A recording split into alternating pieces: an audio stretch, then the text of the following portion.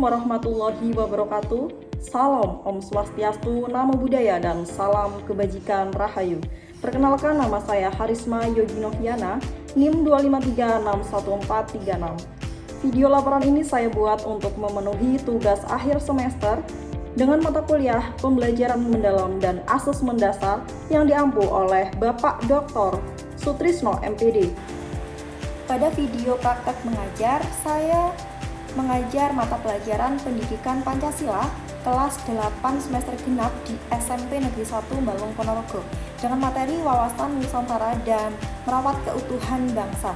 Nah, pembelajaran yang saya lakukan menggunakan model Problem Based Learning atau PBL dengan pendekatan Deep Learning. Baik, strategi pembelajaran yang saya gunakan yaitu saya menggunakan pembelajaran berbasis masalah atau Problem Based Learning yang dipadukan dengan diskusi kelompok, tanya jawab, serta permainan edukatif berupa flip bottle dan juga presentasi. Strategi ini saya pilih karena mampu mendorong peserta didik untuk aktif menemukan konsep melalui proses diskusi dan pemecahan masalah. Selain itu, penggunaan permainan membuat suasana lebih menyenangkan sehingga meningkatkan motivasi belajar peserta didik. Untuk prinsip mindful atau berkesadaran diterapkan melalui pengecekan kesiapan dan pemberian kesempatan kepada peserta didik untuk menyadari peran masing-masing dalam sebuah kelompok. Nah, prinsip meaningful atau pembelajaran yang bermakna yaitu diwujudkan dengan mengaitkan materi wawasan Nusantara dengan kondisi nyata yang ada di lingkungan sekitar peserta didik, terutama pada wilayah Ponorogo. Nah, untuk sementara prinsip joyful learning atau menggembirakan diterapkan melalui penggunaan game flip bottle yang membuat proses belajar menjadi lebih interaktif dan juga menyenangkan. Namun pada permainan flip bottle saya tidak merekamnya pada pembelajaran di kelas. Baik, analisis kelebihan untuk desain pembelajaran yang saya buat yaitu mampu meningkatkan partisipasi aktif peserta didik melalui kegiatan diskusi dan juga permainan flip bottle. Nah, peserta didik ini terlihat lebih antusias dan juga excited dalam mengikuti pembelajaran karena adanya unsur kompetisi yang sehat pada permainan flip bottle. Selain itu, kegiatan kelompok membantu peserta didik mengembangkan kemampuan komunikasi sesama teman, kolaborasi sesama teman kelompok, dan juga berpikir kritis. Namun, terdapat beberapa kelemahan yang saya temukan selama saya mengajar di kelas tersebut. Yang pertama, pengelolaan waktu masih menjadi tantangan karena kegiatan permainan dan juga diskusi membutuhkan waktu yang cukup panjang. Nah, yang kedua, tidak semua peserta didik memiliki tingkat partisipasi yang sama dalam kelompok. Beberapa peserta didik cenderung lebih aktif, sementara yang lain masih pasif dan juga bergantung dengan temannya. Yang ketiga, suasana kelas terkadang menjadi cukup ramai. Nah, sehingga bisa dapat mengganggu kelas lain. Nah, seperti itu. Tinggal kita sebagai guru bisa mengkondisikan apa tidaknya dalam permainan flip bottle. Nah, berdasarkan refleksi yang saya lakukan, penggunaan media permainan terbukti efektif dalam meningkatkan keterlibatan peserta didik. Namun, guru tetap perlu memastikan bahwa seluruh peserta didik itu memperoleh kesempatan yang sama untuk berpartisipasi dan memahami materi yang dipelajari pada saat hari itu. Untuk rencana perbaikan yang dapat saya lakukan untuk meningkatkan kualitas pembelajaran pada pertemuan berikutnya, terdapat beberapa perbaikan yang akan saya lakukan. Yang pertama, saya akan membuat pengaturan waktu yang lebih terstruktur pada setiap tahapan pembelajaran agar seluruh kegiatan dapat terlaksana sesuai alokasi waktu yang tersedia. Nah, untuk perbaikan yang kedua, saya akan memberikan pembagian peran yang jelas kepada setiap anggota kelompok, seperti ada ketua, penulis, penyaji, dan penanya, sehingga semua peserta didik terlibat aktif dalam proses pembelajaran. Nah, melalui perbaikan tersebut, saya berharap pembelajaran berikutnya dapat berlangsung lebih efektif dan waktu presentasi semua kelompok cukup untuk satu pertemuan saja. Melalui perbaikan, harapan saya mampu menciptakan pembelajaran yang menyenangkan, bermakna, dan mampu mencapai tujuan pembelajaran secara optimal. Sekian, terima kasih. Wassalamualaikum warahmatullahi wabarakatuh.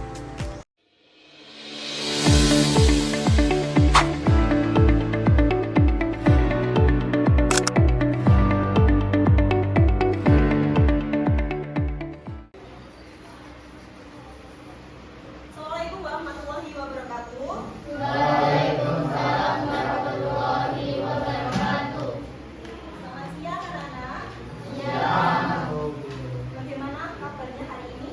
baik. Alhamdulillah baik ya. Sebelum Ibu memulai pembelajaran, apa baiknya kita berdoa terlebih dahulu ya. Berdoa dipimpin oleh ketua kelas. Minta tolong untuk ketua kelasnya berdoa.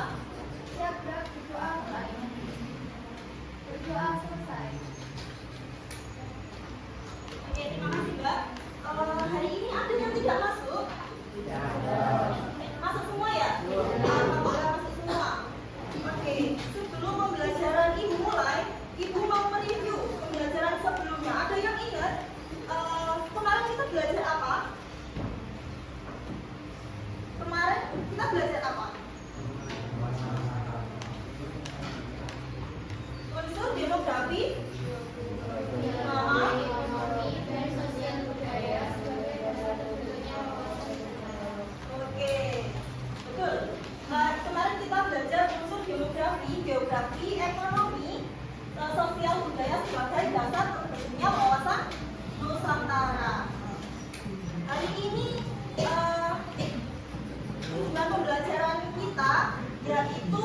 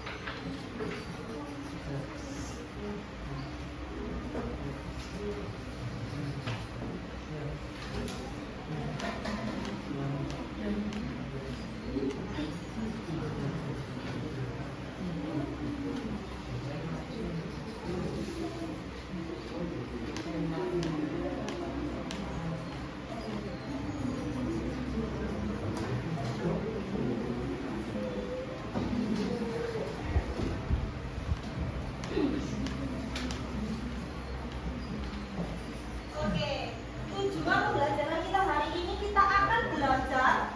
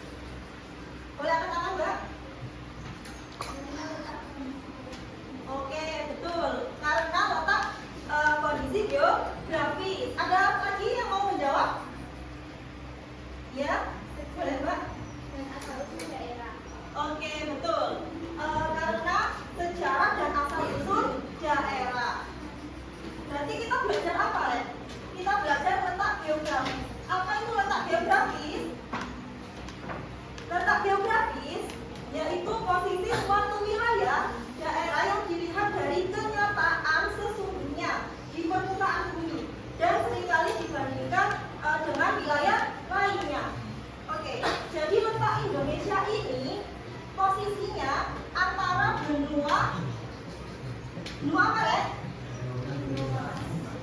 Benua Asia dan benua. Oke, betul. Posisinya itu terletak antara benua Asia dan Australia. Jadi benua Asia ini sebelah utara, Australia sebelah selatan.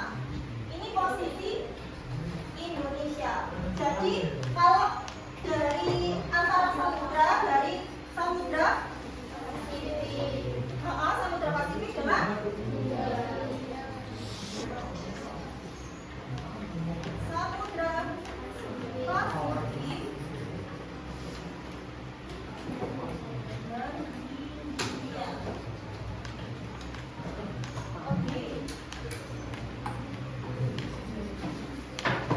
Dengan letak geografis tersebut, pastinya kan Indonesia mendapatkan keuntungan baik dampak negatif maupun dampak positif dari letak posisi dan juga letak samudra.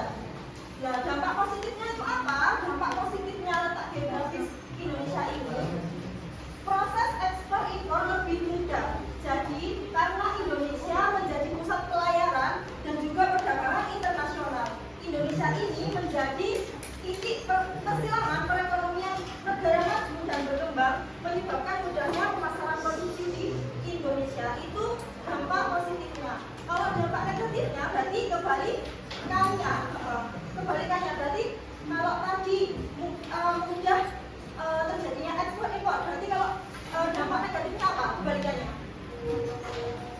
Banyak perdagangan yang ilegal seperti itu.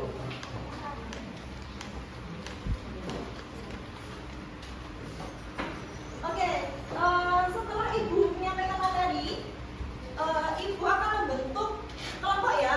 Nanti kalian mengerjakan LKPD ya.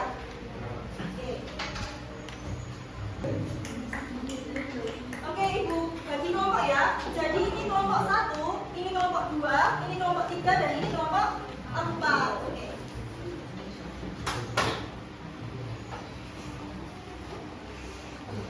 Ibu bagikan LKPD-nya, nanti kalian kerjakan dan diskusikan dengan kelompok kalian. Ibu kasih waktu 15 menit, cukup ya?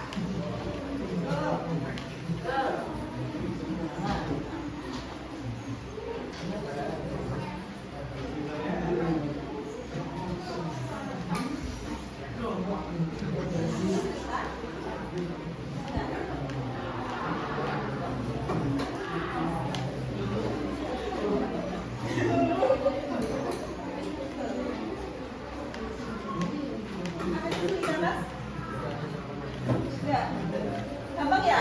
Tanya. Oke, didiskusikan ya.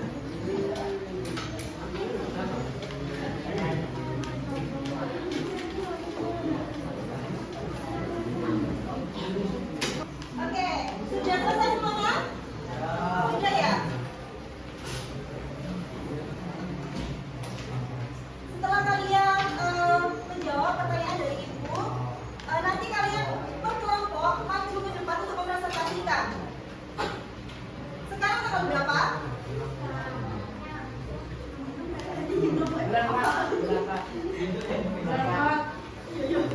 Tanggal 4 ya? Ya, kelompok 4 maju ke depan untuk mempresentasikan.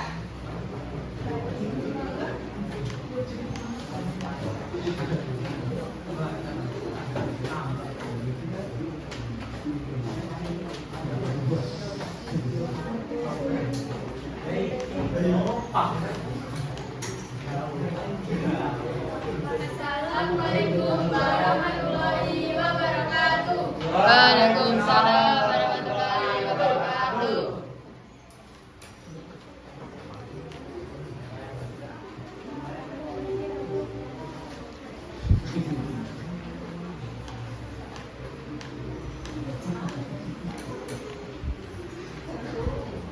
Di sini kami dari kelompok 4 akan presentasikan gitu guys. Yuk. 1, 2, 3. Ini kami dari kelompok 4 akan mempresentasikan hasil Ponorogo memiliki wilayah pegunungan dan pedesaan dan juga daerah perkotaan. Nah, perbedaan tersebut tentunya memiliki perbedaan mata pencaharian.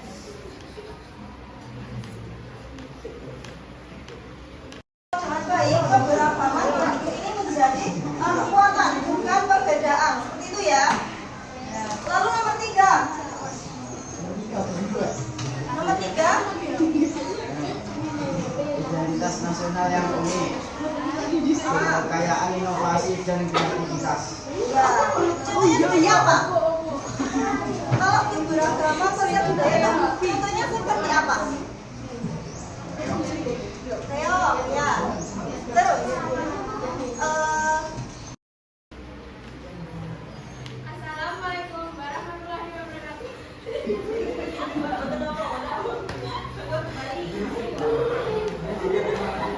bisa dikasih atas untuk kelompok 4. Oke, sekali ya. Dari jawaban kelompok 4 yaitu dengan kapasitas geografis menjadikan Indonesia memiliki ciri khas atau karakteristik yang berbeda-beda. Jadi contohnya dari segi apa tadi? Mata pencaharian, dari segi sosial budaya, dari segi letak geografisnya ya. Berhubung jamnya sudah habis, kita bertemu lagi di minggu depan ya.